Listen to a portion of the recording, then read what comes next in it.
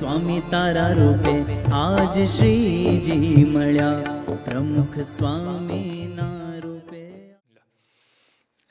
Current કરતા છે. આ તો જો કરંટ જાય ને બધા ઠપ. આપણે જયલસિંહ આવ્યા હતા ને ત્યાં આપણા ઉત્સવમાં 85 નથી. હા, પછી એમને કહે સ્વામી આપણે કમાલ ક્યાં હે. સ્વામી કહે ના 7,000 વોલ્ટ એ લોકોને કિયા. तब जल सिंह तो बुद्धिशाली है कि वो तो सब ठीक, वो तो सब ट्यूबलाइट है, करंट तो आप हो. 7,000 ટ્યુબલાઇટ ક્યારે ચાલે, અંદર કરંટ હોય તો ને. તો જો એમને સમજ પડી ગયા. એટલે ટૂંકમાં કહેવાનું શું કે આ સંત છે એનામાં ભગવાન થાય, એટલે ભગવાન બધું કરતા હોય છે. એ તો પાત્ર થઈને બેઠા છે.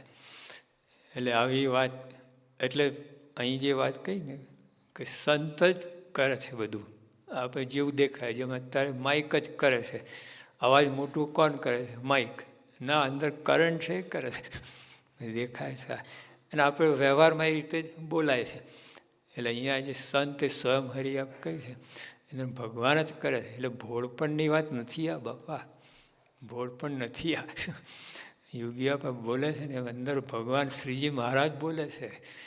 શ્રીજી મહારાજે એક કલમ લખી આપી છે. બાપા આશીર્વાદ, પ્રમુખ સાહેબ આશીર્વાદ, શ્રીજી મહારાજ આશીર્વાદ આપે છે. પ્રમુખ સાહેબ દ્રષ્ટિ કરે, શ્રીજી મહારાજ દ્રષ્ટિ કરે છે. હા, આપણને લાગે બાપાને ચશ્મા છે, આ છે, મહારાજને ચશ્મા છે. હા, આ ખેલ બધું જુદો છે. છો તો એકને દીસો છો દોય, એ મર્મને જાણે જણ કોઈ, નિષ્કાળ સાહેબ લખે. એટલે આપણે તો હવે શું છે, આ પ્રાપ્તિ સમજાય ને બધું થાય તમારાથી, બધું જ થાય. એટલે આપણે આજે નો દાય સેલ્ફમાં આપણે શું વાત કરી? ભગવાનનો મહિમા સમજો. પ્રાપ્તિ, શું પ્રાપ્તિ થઈ છે આપણને એ સમજવાનું છે નો દાય સેલ્ફમાં. ઓલા ભૂલા પડશો તમે બધા અને ગોટે ચડશો અને ક્યાંય ને ક્યાંય રવાડે ચીડી ગયા છે. આમાં સેફ, અમને રાજી કરો. જો વિભાગે લખ્યું ને, આ જે કલમો લખી છે તેમનું યથાર્થ પાલન કરવું તો જ યથાર્થ પાલન તો જ. તો સ્વામી શાસ્ત્રીમાં ઘણા જ રાજી થશે. રાજી નહીં, ઘણા નહીં, ઘણા જ રાજી થશે. સાર છે આ શાસ્ત્રનું, સાર છે. ભગવાને રાજી કરવું, મહારાજે કહ્યું મધ્યના કે ભગવાન રાજી કરવું એ સર્વે શાસ્ત્ર સાર છે. એટલે આવા સંતને રાજી કરવું એ સર્વે શાસ્ત્રનું સાર છે. તો સ્વામી કહે જો આ કલમો યથાર્થ પાલન કરશો તો શાસ્ત્રી મહારાજ ઘણા જ રાજી થશે. એટલે શ્રીજી મહારાજ ઘણા જ રાજી થશે. એમ થયું. ભોળપણની વાત નથી આ. બધા ભૂલા જ પડ્યા ખરેખર. હા, આ વખતમાં બહુ ભૂલા પડ્યા. તમને સ્વામી પોતાની સમીપે બેસાડશે. આસન, ઉપાસના છે ને, ભગવાનની સમીપે આસન. હા, એટલે આમ દૈહિક રીતે નહીં, સમીપે અંદર. આત્મા સે આત્મા મિલે એવી વાત. હા, છો તો ઓલા ભ્રમ લટકા કરે ભ્રમ સાથે એવી વાત છે. પાસે બેસાડે એટલે આવું થશે. એમના ભાવને પામી જવાશે. એ પાસે બેસાડ્યા કહેવાય. તમને સ્વામી પોતાની સમીપે બેસાડશે. પૂજ્ય સ્વામી શાસ્ત્રીમાના વચન જીવમાં ધારવા. ક્યાં ધારવા? મનમાં, બુદ્ધિમાં. આપણે જ કરીએ છીએ. અહીંયા જ ધારીએ છીએ, અહીં ધારવાના છે. જો જીવમાં ધારશો ને એ ભક્તિ છે, ને અહીંયા ધારશો તે વિદ્વતા છે, શાસ્ત્ર છે, વિદ્વાન છે. સંત અને વિદ્વાન અંતર છે. સંત છે ને એ અમલમાં, એ એને ભોગવતો હોય, અને ઓલો ખાલી વાત સેલ્સમેન, વિદ્વાન હોય ને સેલ્સમેન હોય, અને આ છે ભક્ત માલિક, ભોગવે છે, એવું છે. પૂજ્ય સ્વામી શાસ્ત્રીમાના વચન જીવમાં ધારવા, આટલું જ અંતર રહે છે. આપણે અહીં ધારીને બેઠા છીએ, એટલે પછી પોતાની મેં અર્થ કાઢીએ બધા શાસ્ત્રોનું, અને પછી કુસ્તી, ગોષ્ઠી નહીં કુસ્તી. હા, આ ઉપાસના શાસ્ત્રીમાં જેટલા આપણે ધન્યવાદ આપીએ ને એટલું ઓછા છે. આપણા એટલું બધું સરસ કરી આપ્યું ને, તો ઉપાસનાના ગોટા, ઓ બાપરે, એટલી જાતના બધા ગોટે ગોટા, એટલે ડાકોરના ગોટા ભજીયા એવા, જો વધારે ખાઈ તો પેટમાં ગોટા. એટલે આ બધું જ્ઞાન, એક જણ તો એવું જ્ઞાન કરતા, અરુણધામ, અક્ષરધામથી ઉપર અરુણધામ, અને એમના અરુણ ભગવાન કોણ ભગવાન જાણે, તો એમના રૂવાડે અક્ષરધામ, આવી તત્વજ્ઞાન. અને પછી બધું અફીણ ખાન, બધું વર્તનમાં કોઈ ઠેકાણા નહીં, હાવ ઉતરતા મારે કહેતો રહે, અને વાતો કરે તમારું ઇસ્પાર કે ઉસ્પાર. તો જો એ નહીં, બુદ્ધિ હૃદયમાં ધારવા, જીવમાં ધારવા. જીવમાં ધાર એટલે ભક્તિ, ભક્તિપૂર્વક, પ્રેમથી, ભગવાન છે, હું એનો આશ્રિત છું, એવી રીતે મનમાં ધારીને આ અમલમાં લાવવાનું છે. બુદ્ધિ મારા છે ને તર્ક વિતર્ક થયા કરશે, પડાશે નહીં પડે, આવું બધું થશે અહીંયા. એટલે જ્યારે આપણે વાંચવા બેસીએ ને, વચનાવત વાંચીએ, સ્વામીની વાતો, જે કંઈ વાંચો તમે, એની અંદર આવી મનમાં ધારીને વાંચવું કે આમાં જે વાત આવી મારે એ પ્રમાણે મારે વર્તવું છે.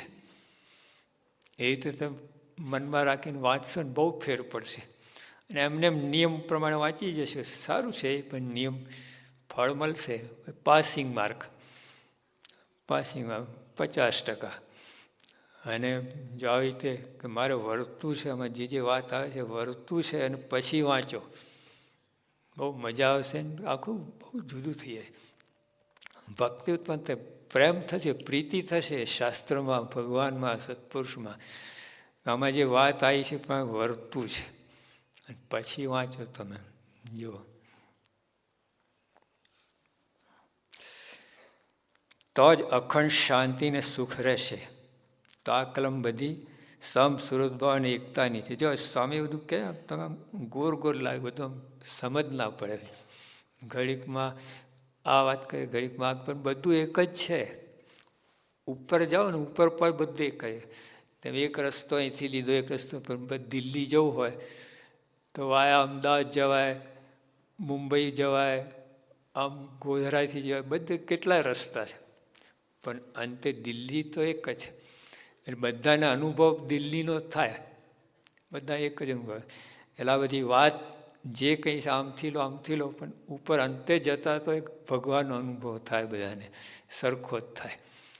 રસ્તો જુદો લીધો હોય એટલું જ. તો જ અખંડ શાંતિ સુખ રહે. આજે માણસ છે ને આત્માને શાંતિ જોઈએ છે, આત્માની વાત છે. જ્યાં સુધી આત્માને શાંતિ, ત્યાં સુધી જન્મનો અંત આવવાનો નથી, ભટકણ ચાલુ જ રહેવાની છે. અંદર જો શાંતિ થશે, આત્માનો ખોરાક શાંતિ છે. અને આપણે પદાર્થ આપીએ છીએ, દેહને પોષણ કરીએ છીએ, દેહનું પોષણ કરીએ છીએ, આત્માનું પોષણ થતું જ નથી. શાંતિ તો એક ભગવાનના ચરણમાં છે, સંતમાં છે.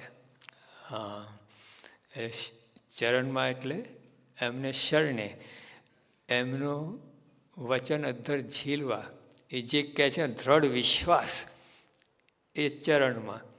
ચરણ એટલે ઓલું ખાલી એટલું જ નહીં, ઓલું પગે લાગવું એટલું જ નહીં, એમના વચનમાં દ્રઢ વિશ્વાસ, એ ચરણ છે.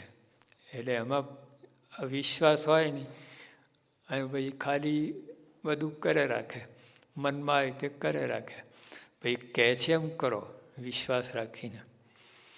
જો અહીંથી જ વાત છે તમે મુંબાસામાં એટલે માનસાના હરિભક્તો આવેલા આમ દર્શને આપણને સમાગમ કરવા માટે.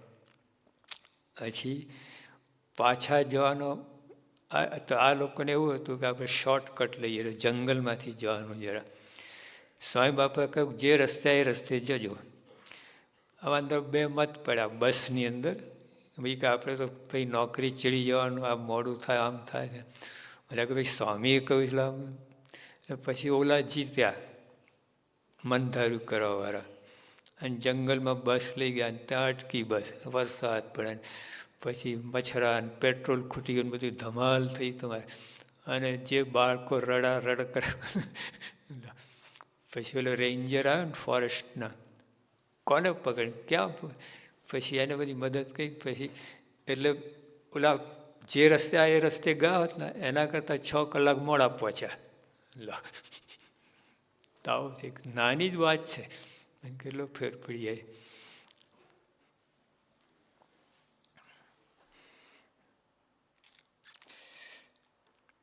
તો જ અખંડ શાંતિ ને સુખ રહેશે. તો આ કલમ બધી સંપ સુરતભાઈ એકતાની છે. તમને આ કઈ રીતે આમથી આમ કઈ રીતે સ્ટિયરિંગ ફેર્યું બાપાએ, આમ આ એકદમ સીધા આના પર લેન્ડિંગ કર્યું. જે બાપા રોજ બોલતા ને કે સંપ સુરતભાઈ એકતાની કલમ છે. વાત એકદમ એકદમ લેન્ડિંગ આમ સીધું 5000 ફીટ નીચે આવી ગઈ. ભાઈ સાચું છે. તો આમ જુઓ તો આ સુરતભાવ એટલે શું? પ્રમુખ સાહેબ ઉત્તર કરેલો. સ્વામી કહે કે ખંભવું, ઘસાવવું, મનધાર્યું મૂકવું અને અનુકૂળ થવું, 4 વાત. તો આ બધી આ જે વાત છે ને, હા, આ સત્સંગ તમે ક્યારેક કરાવી શકો ને કરી શકો. ઘસાવો ને તો જોયા છે, જે હરિભક્ત ઘસાય છે ને એનું મંડળ ટોપ તમારે. અને સમ સુરત ભાવ બધા એક તમારે એટલી એકતા અને એકબીજા માટે એકબીજાનો મહિમા ને બધું પ્રેમ હોય, બધું હોય. ઘસાય ને એ ઘસવાનું નહીં, ભીડો વેઠવાનું, ભીડો આપવાનો નહીં. યોગી આપણે વાત કરે. જોજો તમે આટલું જો તમે ફેરફાર થાય ને, ભીડો આપવાનો, ભીડો વેઠવો. માનસિક ભીડો અને શારીરિક બેયની વાત છે. માનસિક એટલે સહન કરવું, માનસિક ભીડો. હા, ઘસાવું, સહન કરવું, અનુકૂળ થવું, જો માનસિક ભીડો. હા, મનધારી મૂકવું, માનસિક ભીડો. 3 કલમ તો મનની વાત આવે છે, માનસિક ભીડો. તો પ્રમુખ સાહેબ બંને ભીડો બેઠે છે. અને તેને કહે 100% કોઈ ફરિયાદ નહીં, કોઈનો અભાવ ગુણ નહીં. લોકો સમજે નહીં. એકવાર સ્વામી બદલપુરથી નીકળ્યા આણંદ જવા માટે. આ 1 કલાકનો રસ્તો, પણ 10 કલાક થયા, વચ્ચે 13 ગામ થઈ ગયા. તો સ્વામીના મનમાં એમ ના થયું કે આવા સમજતા નથી, આ ફૂંકા કાઢી નાખે છે, કોઈ જોતું નહીં, અમારા સૌ પોતાનું ધાર્યું કરે, એવું કોઈ મનમાં નહીં, બિલકુલ નહીં. જો કેવું કહેવાય, એટલે શાસ્ત્રીમાં જયંતિ ઉજવવાની હતી 16 તુલા, અને તે વખતે પ્રમુખ સ્વામી શાસ્ત્રી સારંગપુરથી આવ્યા હતા અને સ્વામીને મળવા ગયા. એના પહેલાં જ સ્વામી જાહેરાત નહીં પણ અનુમતિ આપેલી કે 16 તુલા કરો. પહેલાં ના જ પાડતા હતા. પછી બધાએ બધું આમ બધાનો ભાવ જો ને બધાની ભક્તિને બધા શાસ્ત્રીઓની આજ્ઞા પાડતા. એટલે સ્વામી કહે કે હવે મારે બધાની આજ્ઞા પાડવાની. એટલે એમ કે અનુમતિ આપી. અને પ્રમુખ સ્વામી આવ્યા. સ્વામીને મળીને બહાર નીકળ્યા. શાસ્ત્રીમાં બહાર આવીને કે મારે સંગતિ નથી કરી. એટલે બધાને શંકા, આ નારદા કંઈ ગોટો વાળો લાગે છે, અંદર જઈને કંઈ ઊંધું છતું બાફ્યું છે. અને જે તૂટી પડ્યા ને એમના ઉપર સ્વામી કાંઈ બોલ્યા નહીં, મારી ભૂલ થઈ ગઈ. આવું એવું ના હોય ને, સમજતા નથી, મેં કર્યું છે, આમ છે, તેમ છે, જીવા જોડી નહીં, કાંઈ નહીં, સીધું. વર્ષો પછી શાસ્ત્રીનાથ ધામમાં યુગાવત ધામમાં ગયા. પછી પ્રમુખ સ્વામીને સંતો કંઈ પૂછ્યું કે સ્વામી આ લોકો તમે શું કામ ખખડાઈ ગયા?